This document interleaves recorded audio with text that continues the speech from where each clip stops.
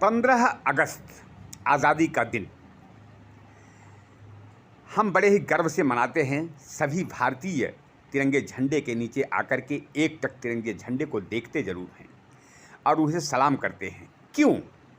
उसका कारण है कि अगर तिरंगे झंडे के इतिहास के पन्ने को पलटकर देखा जाए तो न जाने कितने माँ ने अपने लाल खोए हैं, न जाने कितने बहनों ने अपना बीरन खोया है, न जाने कितने पिता ने अपने सपूत खोए हैं, न जाने कितने गांव वालों ने अपने एक नौजवान बेटे को खोए हैं।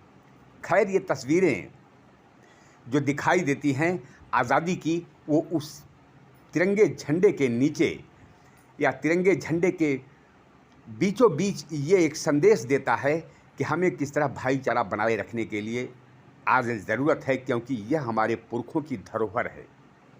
यह हमारे उन वीर सिपाहियों की धरोहर है जिन्होंने पहाड़, यानी कह सकते हैं कि एक समय था, कहा जाता था कि अंग्रेज़ों का साम्राज्य कभी ख़त्म नहीं होता था, यानी उसके साम्राज्य में सूर्य कभी अस्त नहीं होता था।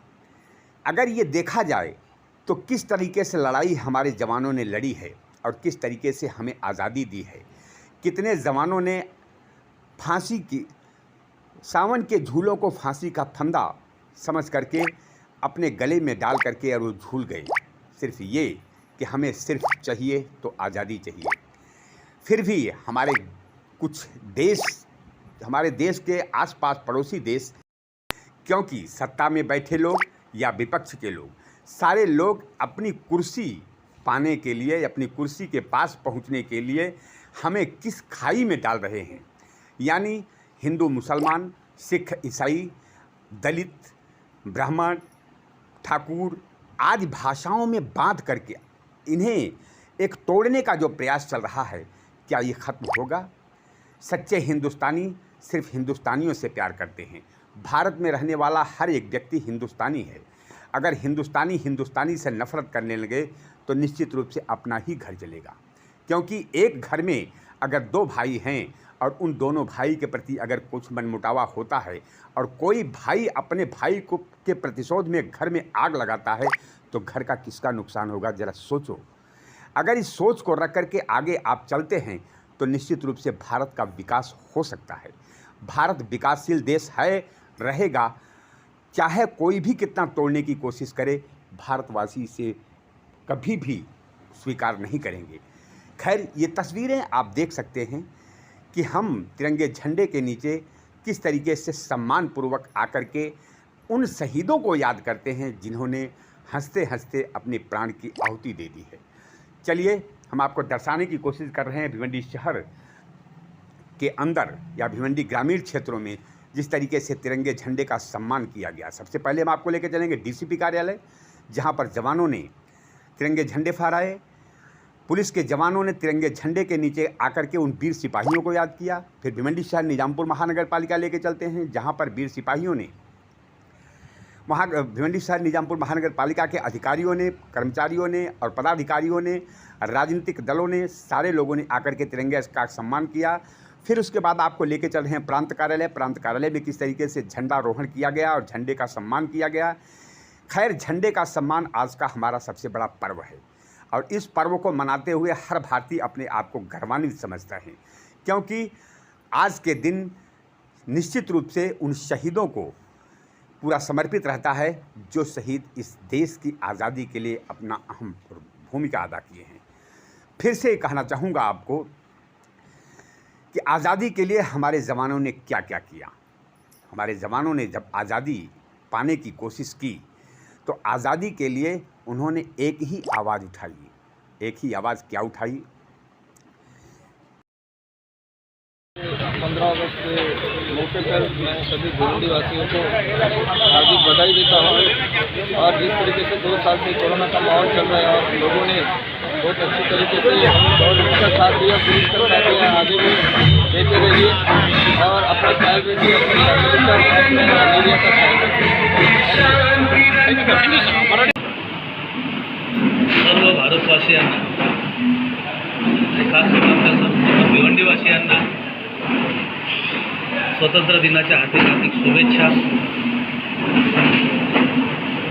जी परंपरा आमचे आदरणीय गुरुवर्य स्वर्गीय आनंदजी दिघे साहेब यांनी अखंडितपणे गेली 35 वर्ष जी परंपरा आम्हाला दिलेली आहे, ती परंपरा शिवसेनेच्या माध्यमातून माननीय शहरप्रमुख सन्मान्य सुभाषजी मानेसाहेब यांच्या आदेशाने आणि सर्व पदाधिकारी यांच्या मार्गदर्शनाने ह्याही वर्षी ही अखंडितपणे जी परंपरा आहे ती जोपासण्याचं काम ह्या ठिकाणी झालेलं आहे. दरवर्षी रात्री 14 ऑगस्टच्या रात्री मध्यरात्री आणि 15 ऑगस्टचं जे 12 वाजल्यानंतर प्रथम प्रहर जे आहे त्या प्रहरी झेंडावंदनाचा कार्यक्रम जिल्हा शाखेवर गेले अनेक वर्षांपासून होत आहे आणि ही परंपरा राखण्याचं काम संपूर्ण शिवसैनिकांनी या ठिकाणी केलेलं आहे.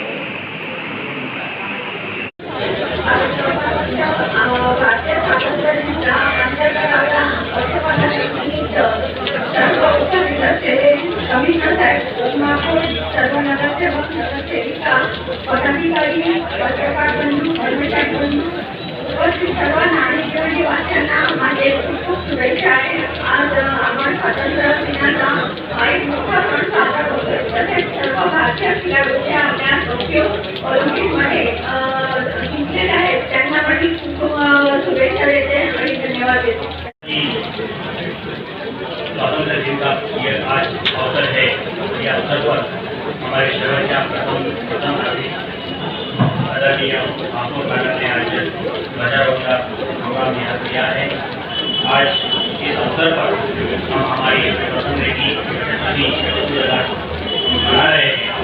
आज के दिन और अगले 2 साल तक हम ये प्रोग्राम कराएंगे जिसमें स्वतंत्रता दिन को किया है. हमारे शहर ने जो कॉम्पिटिशन किया है आज तक वो काम किया है और आगे जो करना है ये सबके लिए हम 2 साल रहेंगे. इसमें देश की आगे भी जो उन्नति करनी है प्रगति करनी है इसके लिए काम करेंगे. हमारा भिवंडी शहर आज तक करोड़ से झगड़ते थे 2 में अच्छा काम करता रहा है. आगे भी हमारे शहरवासी जो है उनका हमें अपेक्षित रहेगा. उसमें अच्छा योगदान देते रहेंगे.